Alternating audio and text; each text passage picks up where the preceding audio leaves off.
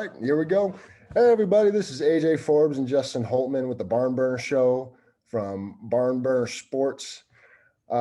This is episode 1 of our podcast / YouTube show. Justin, go ahead and introduce yourself. What's good? Man, it's gonna be fun, man. Oh man, my name's Justin. Going to school for sports management right now, so I am overly qualified to talk about this stuff with old AJ over here. Where do you go to school? The University of Nebraska at Kearney, baby. Hopes up, lopes up. Lopes up. Yeah, and I'm AJ. I go to the University of Montana. I'm a psychology major, so I can debunk all the stuff that comes out of this dude's head. So I'm also qualified. I'm on the football team as well, so I'm also qualified to talk about sports. But just starting off, BarnBurner Sports was something that we both came up with during COVID. It was just something that we've been talking about for a long time, and during COVID, there was a lot going on. Justin was still in school. I was still in school, but we both just had a lot of dead time. And so I had started the website up in November, kind of started by putting out different blogs and different Twitter posts on Twitter, started an Instagram page for this whole thing. Twitter page is going to be at @BB__sports. And then the Instagram page is going to be BarnBurner.sports. So there's a little plug for BarnBurner.com. Actually, it's BarnBurner-sports.com. It's because apparently someone has BarnBurnerSports.com. That was frustrating. But anyway, Justin, tell these guys about how we started our little friendship here. It's a funny story. Oh, this dude's a goon. Way back in like 2014, 2014, I guess. Yeah, fall of 2014. Little guy over here was a freshman. Yep. Little dude, and I was like the senior captain of the football team. You know how it is. Nah, I was on the football team to mess around and have a good time. But anyway, this dude, we get our lockers that first day, right? We check in, they give us our locker number, our locker combos. This dude, first day, loses his locker combo and is too scared to ask the coach for another piece of paper with some numbers on it. Well, I mean, to be fair, I was a little, what was I? Probably four. I was 13, turning 14 at that point, and I was the freshman on varsity, and You were I was 14? I think it was 13, turning 14, something like that. And then I was scared to go up to our head coach to ask for the new number because I was scared to mess up. Man, you went on to mess up a lot, huh? Yeah. Hey, we all been there. That's all right. But anyway, I forgot my locker combination, and I had been lifting with Justin here and a couple other guys. And so I go up to Justin and I'm just like, hey, I forgot my locker combination. Can I keep all my pads and cleats in your locker? And that's how it was for the entire season. Pain in the butt. Yeah, there you go. But yeah, so that's kind of how we started this whole friendship here. Me screwing up and losing my locker combination and sharing a locker with this guy for an entire fall. And I get 1 year of having my stuff in his locker. Yeah, we have a little inside bet about how so eventually he's gonna have to keep his stuff in my locker at some point. We're about 15 hours away from each other right now, so that's we got a couple things in mind. That's to be determined of what we're gonna stick in there. All right. Well, first and foremost, the first topic of conversation is something that both of us have been going back and forth on. Here is the Tim Tebow situation. It was reported a few days ago that Tim Tebow was making his return to the NFL, not as a quarterback, but as a tight end for the Jacksonville Jaguars. with his old buddy Urban Meyer as the head coach. Now, I think optimistically about the situation. Justin, on the other hand, is not as optimistic. Justin, what do you have to say about this whole I thing, think more really about this, right? realistically? So you're in the NFL, right? You're in the NFL for what, 3 years? That's how long Timmy T was in there? 3 years, yeah. 3 years, right? Well, 3 years, 2 years the Broncos, 1 year on the Jets, I think, and then then he bounced around with the He Pats and was the out. Eagles for the preseason. He was done, Yep. right? So you got this dude who couldn't cut it in the NFL to begin with, right? Obviously, that's why he was no longer in the NFL. And so, you know, he takes some time off and he goes and plays baseball. And now we're supposed to believe that he's going to come back into the NFL 8 years later and be a tight end, a completely different position than he's ever played. Like, what are we doing here? You know, there are people who question, like, people took last year off because of COVID. You know, the Yep. old doctor for Kansas City want to go fight COVID on the front lines. You got people who want to be with their mamas and stuff like that. All respect to them. You got, like, Mr. Long, who took the year off as well. And people are questioning their football shape coming back. And, they're going back to their same position they were at just 1 year later. Yep. And so we got this dude who's been 8 years out of the NFL, not even working out to be in football shape during those years. Yeah, granted he was playing baseball, but I mean, baseball shape and football shape. Come on now. Well, I was just gonna say, like, with the whole baseball thing, it's not like Tim Tebow was sitting on the couch this whole time. He was actively participating in professional sports. Granted, he made it what was it? Triple A was the farthest he made it. But still, like, he was in baseball. He was in professional baseball. It's not like he was sitting on the couch the whole time. Yeah, I mean, it's not like he's sitting on the couch, but I mean, professional baseball and professional football are huge differences. True, true. And there's a vast difference between baseball and football shape, but there's also a difference between uh, having an off-season training regimen, like with us at the University of Montana. Like, we have a summer strength and conditioning program that we have before we get into fall camp and then the season, so on and so forth. Like, we will be busting our butts throughout this summer camp, throughout this summer strength and conditioning session for 2 months. And then we go into fall camp, and then first day, we're all just exhausted. Like, yes, there's a difference between baseball and football shape, but the only way to be good at football is to play football, which is something that he hasn't done for a long time. But apparently, Urban Meyer came out and said that they had 3 different workouts with Tim Tebow. Tim Tebow comes in first workout. They give him a couple things to work on. He comes back. He shows that he's improved, and then tell him the same thing second time. Comes back the third time, and he continues to show improvement. But I mean, you give anybody 3 workouts, they can show improvement between the 3 workouts. If I took the same test 3 times, and after the first test, they're like, "Hey, you got these questions wrong," I'll go home, I'll study those questions, I'll come back my second time, I'll do better on the test. Mm-hmm. So I mean, showing improvement. I mean, any human can show improvement given the same thing 3 times. Yeah. Like, And whoop-de-doo. so the big thing that people have been talking about, besides the fact that Tim Tebow is back in the limelight right now, and I don't think either of us are in the boat that Tim Tebow is an attention hog, because I know you've said that uh, you like Tim Tebow as a person, like you have no issues with Tim Tebow as a person. It's just your issue coming 8 years out of pro football trying to make a comeback. Is that right? Yeah, I mean, as a as a person, he's fine. Quality guy.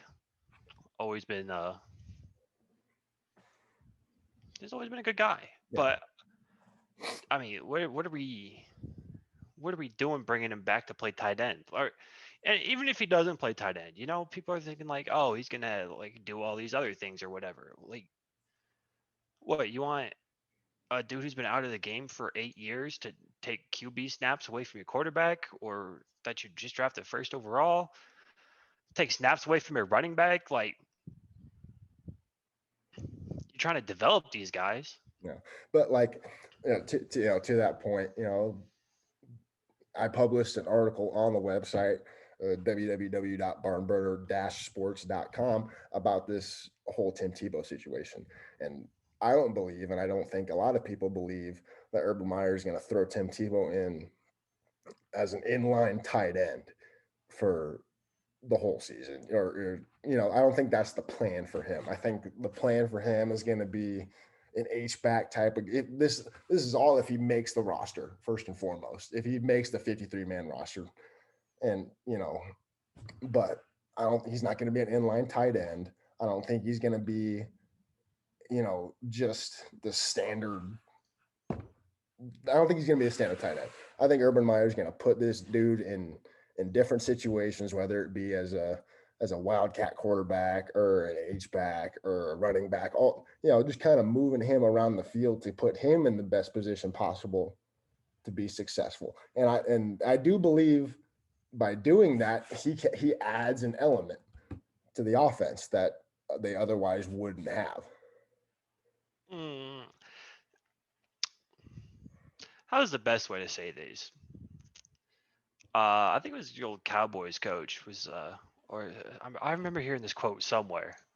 They were talking about plays where the Cowboys would drop DeMarcus Ware back into coverage, right? And Yep. DeMarcus Ware obviously not known for his pass coverage. He's known for Hall rushing of the Fame pass passer, rusher. right? And they made a reference like, man, it's like having a Ferrari in your garage and you're going out to your race day and you pull out your Honda Accord to go race, right? You've got Trevor Lawrence in the backfield. There's your Ferrari. There's your brand new toy. You got this great guy. You're going out to race. You're going to go try to win these games, right? Who And hasn't played then, snap yet in the NFL, by the way? Just throwing yeah, that. I mean, he still played more recent football than Tebow has. True. And you got him. And then you got Tebow, this nice Honda Accord that, you're just going to take away from your Ferrari for some reason? It's the same thing as like the whole problem like some Saints fans had with Taysom Hill, all right? You have Drew Brees as your quarterback. What are you doing putting Taysom Hill in the game like randomly? What?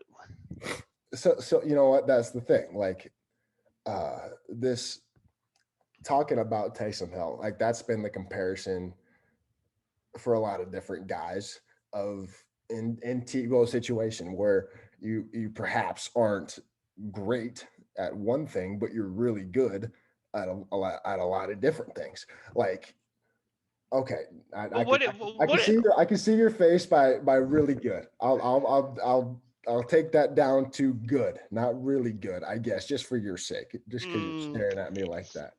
but But okay, talk, go for it. What? okay, but what is Tebow good at then?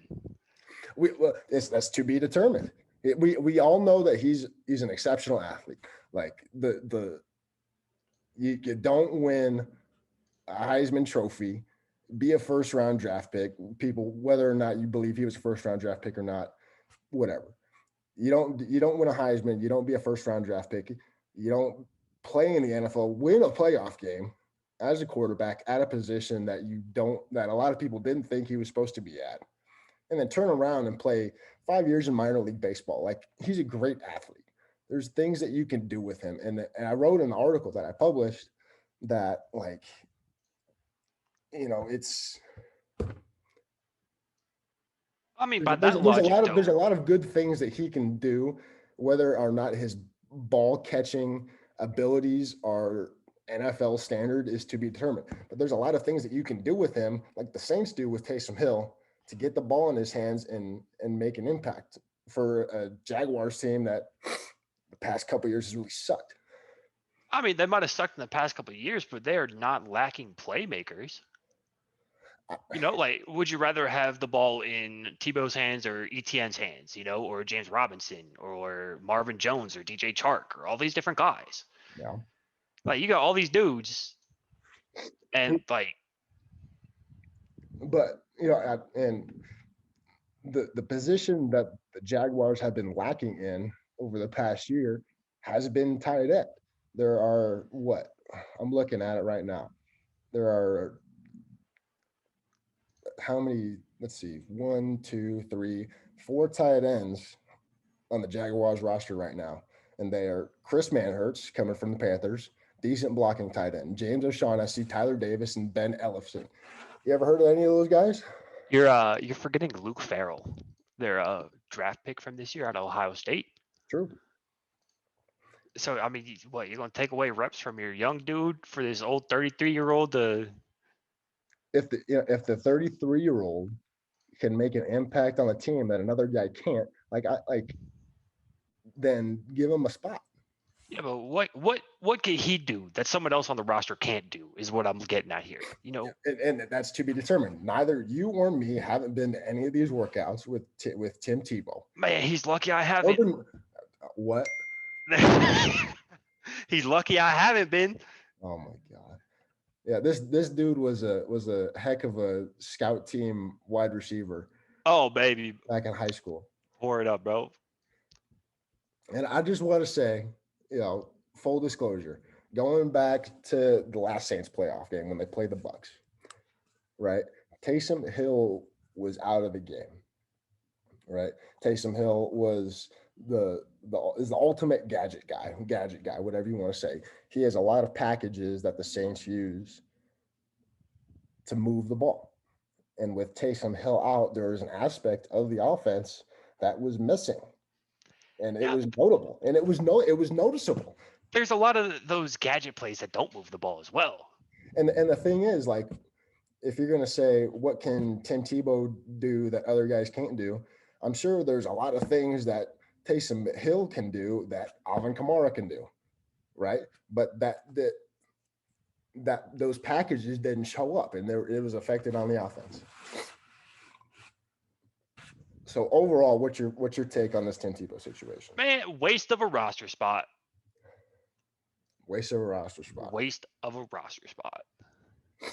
The way I look at it, he's signing a 1-year deal. That's probably going to be around the vet minimum. And if he doesn't make the roster, so be it. Like, the Jags don't lose anything from having a third tight end, H-back, whatever you want to call him, on the roster for the 90-day roster or the 90-man roster. And if he does make it, he's playing on a dirt cheap contract. And if he does make it on the roster, there's obviously an aspect that of his game that the Jags feel like they can use throughout the season. That's all I'm saying. I mean, if you want someone just to teach Trevor Lawrence the offense, just sign him as a coach. You don't need to put him in there as a player. Which was mentioned on the Pat McAfee show. You just sign him as a coach. You don't. Which is entirely possible at 33 years old. So. All right. Anyway, moving on from the Tim Tebow situation, we're going to switch it up a bit. On the website, if you look at it, there's a lot of football stuff on there. There's a couple baseball things, but there hasn't been anything about basketball. One of the most notable basketball things that has happened in recent days is the fact that Russell Westbrook broke the record for career triple doubles on May 10th, passing Oscar Robertson. So, for you, as a Russell Westbrook guy, what about Russell is attractive to you? Why are you a Russell Westbrook fan? Greatest point guard of all time. Why? Bar none. Top of the top. He's like up off the screen. He's that high. So why? Man. Like, what's there not to like about this dude? Outfits, like pregame outfits, top notch. Interview outfits after the game, man, is him. There's Cam Newton. Those are the two guys that like have it going. Besides fashion choices. We're getting there, but you gotta. I mean, game recognized game. You know what I'm talking about? Like, I mean, he got some fashion. We're not here to say no to that. I mean, good guy off the court, very likable, has a fantastic shoe line that he's coming out with. may I add. Highly recommend those. Any hoopers out there, bro? Mm.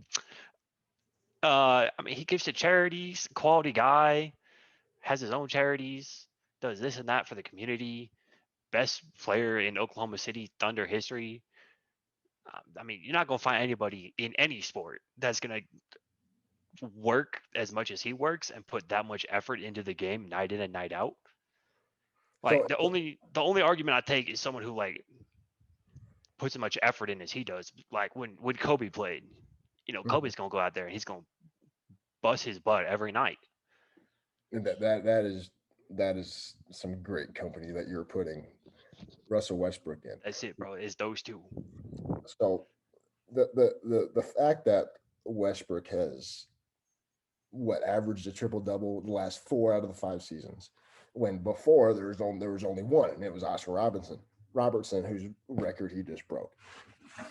So what about his? Do you think that his play style is the cause for just the sheer amount of triple doubles that he puts up on a nightly basis? First of all, anybody who says Russell Westbrook's a stat pattern out there, get at me. Find me on Twitter, bro. We'll chat. All right. How about you drop your at there real quick? Holy Holtmeal, baby. Come find me. Slide in my DMs. Holy Holtmeal. That's right. Anyway, not a stat pattern. You watch his games, right? He's not like his teammates aren't giving him rebounds. He's getting rebounds. He's sprinting down the court, right? He starts to break. That's why you want your point guards getting those rebounds. You start to break that much quicker. Yep. And fast-paced NBA that we got today, that's how it goes. And a lot of those rebounds that he pulls down is part of the reason why he has so many assists. Just like you talked about right there. You want your point guard starting the break like that. Get it and go. Yep. And so, as we mentioned earlier, he's averaged a triple double for the last 5 seasons. Right. At what point did that become mainstream? At what point did that become unimpressive? I mean, I'm still impressed by it. I mean, other people might look over it like he had his year. He won MVP. Yeah. He was all by himself on OKC. Brought him to the playoffs. Same thing he's doing with the Wizards this year. All by himself on the Wizards, taking him to the playoffs. I wouldn't say he's all by himself. I think Bradley Beal is number 2 in the scoring column, right behind Steph Curry now. But I wouldn't say he's by himself. But he is putting up incredible stat lines, and he's arguably the best player on that team. I mean, almost not even arguably. Like, if you're talking about pure scoring, then Bradley Beal, sure. But I mean, he's there, but is he really there? You know what I'm talking about? Yeah. Well, I know we've had this about how Bradley Beal will put up 30 plus and have a negative.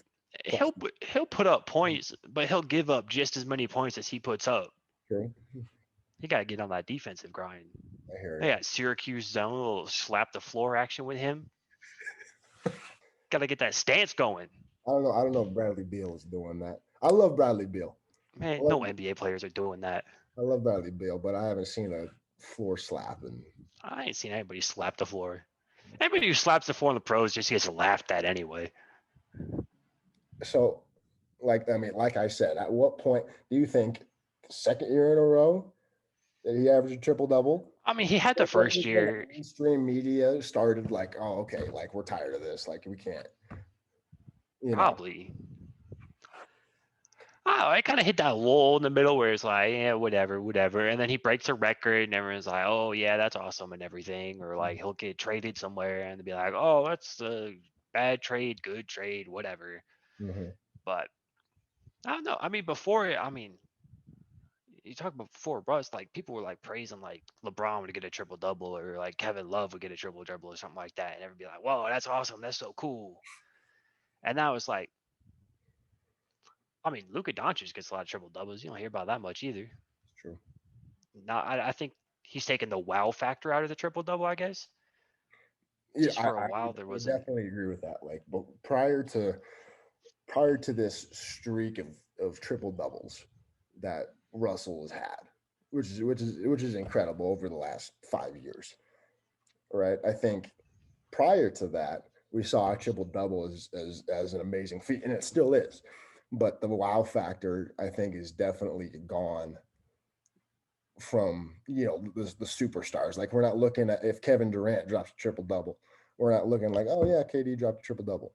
No, if like a guy who we're not accustomed to being great on the court puts up a triple double, yeah, that's awesome. Or like even if like Derrick Rose pops out a triple double out of nowhere, it's I definitely think that the wow factor is diminished a little bit with how successful Westbrook has been. He gonna mess some people up in the playoffs, so excited for that one. So have you been paying attention to his shooting numbers lately? Because that was the one thing that people were really, including myself. Like I loved the fact He, that Westbrook was putting up triple doubles, but his shooting was the main criticism. Have you been paying attention I to that? mean, look, he's not gonna shoot the ball like Steph Curry, right? Nobody is. Like, I mean, that's not just not gonna happen. I mean, he doesn't shoot bad. He doesn't take a lot of threes anymore, which has changed a lot. Yeah, that's definitely affected his shooting numbers. Like he is at his best when he is driving to the hoop. Hey, I mean, I think we can all agree on that. you look at his jump shot form too. Someone who jumps that high on their jump shots, they can't be taking a lot of they can't take a lot of jumpers or a lot of threes. Man, your legs would die. Yep, I hear you. Let's see. I'm looking up right now. It's just the Washington Wizards on the ESPN app.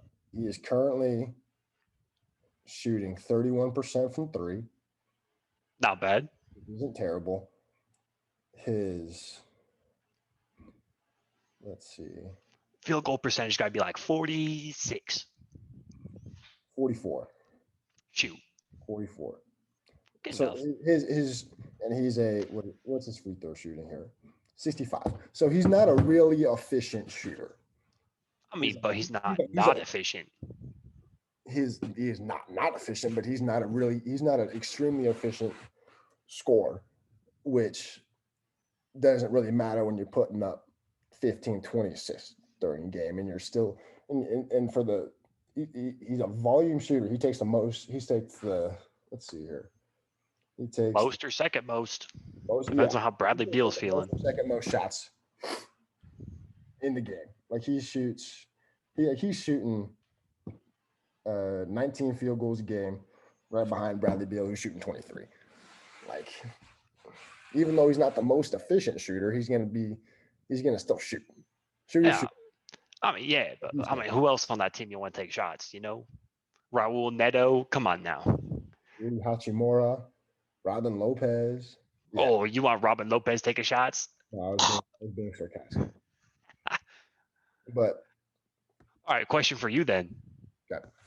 All right, we take Russell Westbrook and we put him back on Houston, and he doesn't get traded, right? Because he got traded for John Wall and whatever, Yep. right? Yep. You think Houston makes the playoffs? Is that with James Harden? No, there? James Harden's still gone. James Harden's gone.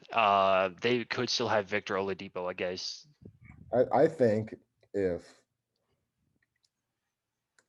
Russell can help lead a Wizards team that people weren't really thinking anything of into at least the play-in tournament this year, he could take the Rockets to at least the play-in spot. So I think that would have changed things too, because you got Russ, you got Christian Wood, who's a baller. Yep. They would have had Oladipo back. Yep. I definitely think if you had Russ, Oladipo, and Christian Wood in OKC, in Houston at the same time, that would be a really good compliment. I think that would be a really good compliment to one another. I mean, they probably as opposed to Russ being with James Harden and Chris Paul, just or you know what I'm saying. Yeah, and I think that means that PJ Tucker wouldn't have gotten traded and this and that, but that would have been fun to watch. That would have been fun to watch. But I mean, Houston sucks at every sport, so it's all right God bless any Houston fans that are in listening anything, man. right now in anything. I'm sorry. This is a big state, bro. You got other teams to go to. Spurs and Mavericks both making the playoffs, man. Speaking of struggling sports cities, we got the Oakland A's who could possibly relocate here. I mean, is Oakland even a sports city anymore? Not anymore. Everybody's moving across the Oakland bay. Raiders are gone. Warriors moved across. Oakland A's, A's are the only ones left.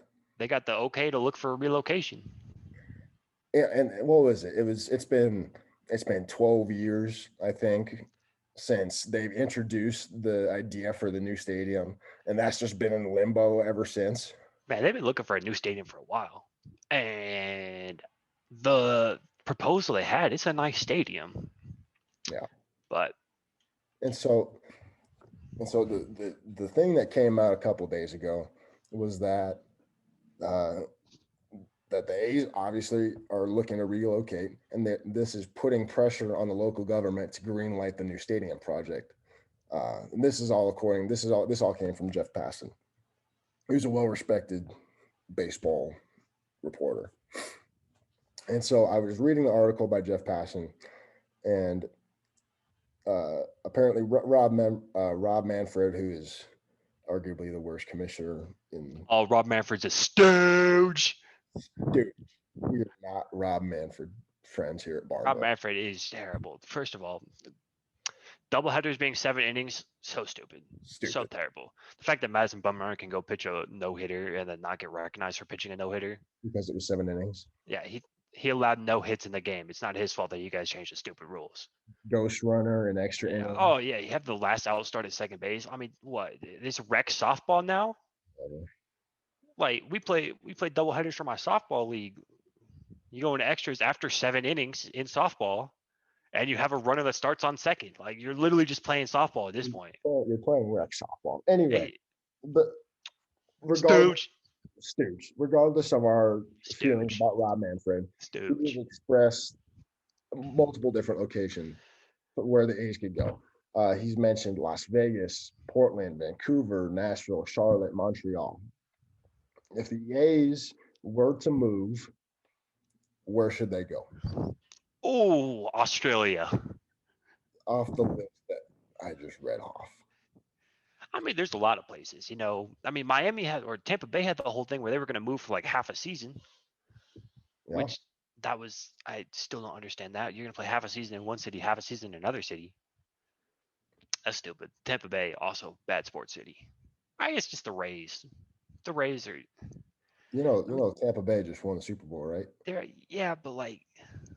You're talking about fandom. I'm not really fan. I'm talking about the Rays, man. They have a terrible stadium. Their manager's terrible. Analytics said we should pull Blake Snell. Yeah, okay. Analytics said enjoy this runner-up trophy. Like, amen to that, man.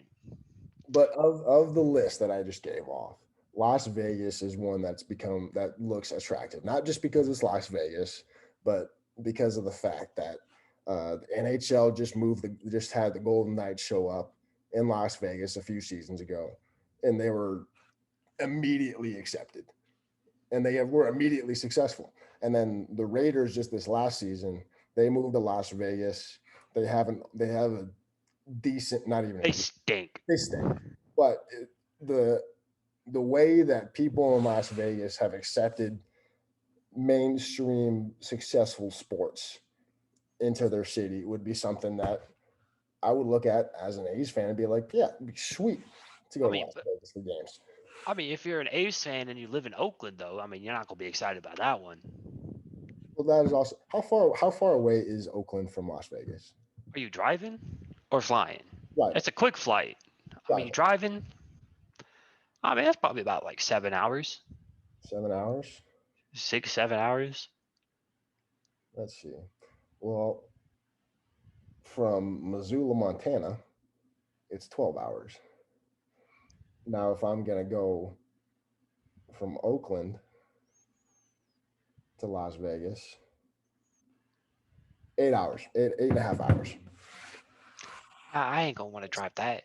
Yeah. Regardless, like I definitely think Las Vegas would be an attractive site.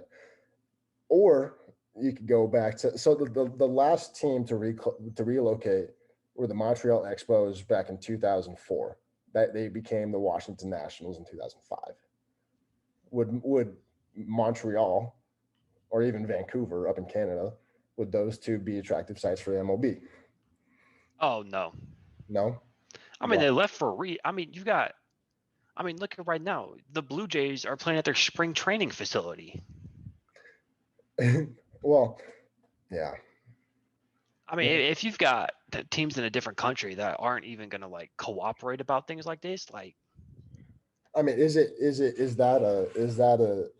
an effect of how COVID has impacted them because they couldn't even play in Canada during I this. mean, I'm sure it affects COVID, but like, I mean, if you see It- that, are you really gonna want to go up there?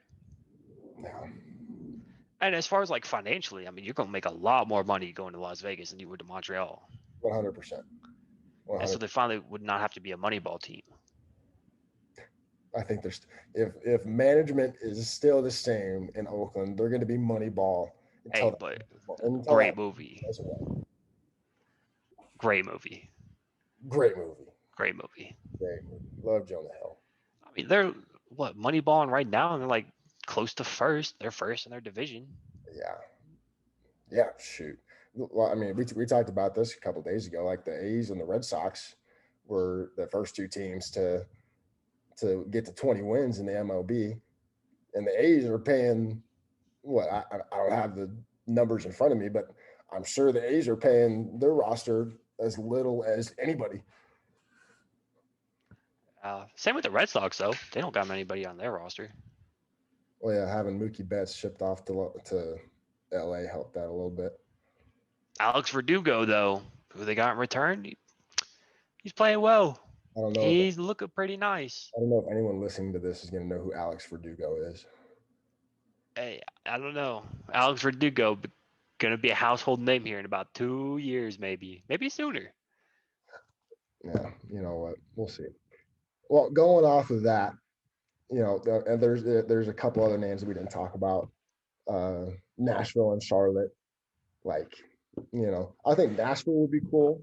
I don't know if Charlotte is necessarily uh, a city that really provides that fandom necessary to really grow the like take the Hornets for example. They have MJ, they have LaMelo. Uh, I don't know if that fandom wasn't there before LaMelo was there, just because LaMelo is such a high profile Big baller brand. baller brand. I don't know. Does that still exist? I don't know. I know they got some big ballers in the league, though. I'm not paying for $500 for shoes. Anyway, talking about relocation, we mentioned Portland. Is basketball ever going to come back to Seattle? I think eventually. You I think don't see it like in the immediate future, but I don't know where I saw it, but there was a couple things that I saw where not Portland, but the Supersonics were obviously in Seattle. I saw a couple things where Seattle was an option for eventual expansion from the NBA. I mean, I think of all the teams that could expand, I think NBA's next up. I agree. I know it's not going to be MLB. Rob Manfred, No, Rob Manfred was does not like good things. he put a price tag out there of $2.2 billion if you want to put a new team in the MLB. Not happening. Not happening. But No yeah, shot. I don't think the MLB is going to be up for expansion anytime soon. I don't think the NFL is going to be up for expansion really anytime soon. I know there's been talks about it, but that hasn't come up with anything.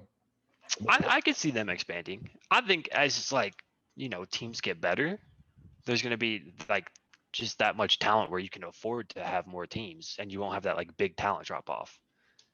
I agree. You know, I because like I also think the Washington football team needs to get a name first before we talk about expansion, but Eh, that's neither here nor there. I mean, a big fan of the football team. Love football team. I love the football team. They got a good defense up there. Go. Ooh, they go NFC East champs right there this year. Lock it in. Going Really? to FanDuel, NFC East football team champs.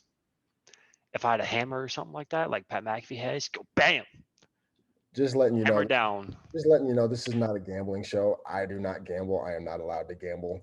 Uh, Yeah, yeah. just throwing that out there. Mm-hmm. But if you want to, FanDuel becoming in more places. I think More states Ohio. are allowing it. I think Ohio is about to pass the sports gambling thing here pretty soon. Nebraska should soon. Oh man. Anyway, yeah, I definitely think if any league was gonna expand anytime soon. Oh, I forgot. NHL just expanded this last season with what was it, the Seattle Kraken? Kraken. What about them? They're not playing right now though, right? Are they playing right now? No. No? The NHL is, but the Kraken aren't. That's what I was asking. NHL's getting ready for their little playoff push. I know. Don't know much about the NHL. Not, Not hockey guys around here. I'll watch it. I'll go to a game, but I'm, I can't tell you. I don't What, think I would even go to a game. I can't tell you. I mean, I went to some like college games. Yeah, Man, college hockey is the extent of I'd, what. I'd go to an MLS game though. I'll tell you that. I don't think Portland and Seattle, those cities go hard rocking, on their soccer teams. rocking. Yeah. All right, ladies and gentlemen, I think that's all we have to talk about today.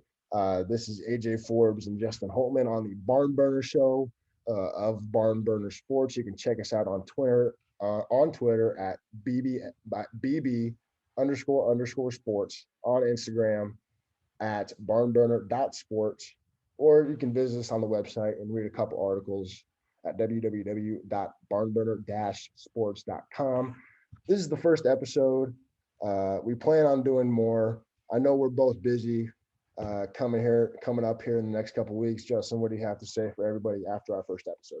Oh, go Chiefs, baby. Take it back 2021. Let's go. So there's your hint Big Chiefs for fan. the bias. Big Chiefs fan. Anyway, line looking nice. You know, let's talk about that for a second. Okay, let's talk about that for a second. The Chiefs don't line. What about it? That's what a good franchise does. You know, you see, your quarterback the run around a little bit or a lot of bit, and you say, all right, forget it. Let's blow the whole thing up and build it up from the ground. Yeah, like everybody who watched Super Bowl noticed how much Kansas City struggled just because of the fact that their O line was so dismantled by injuries.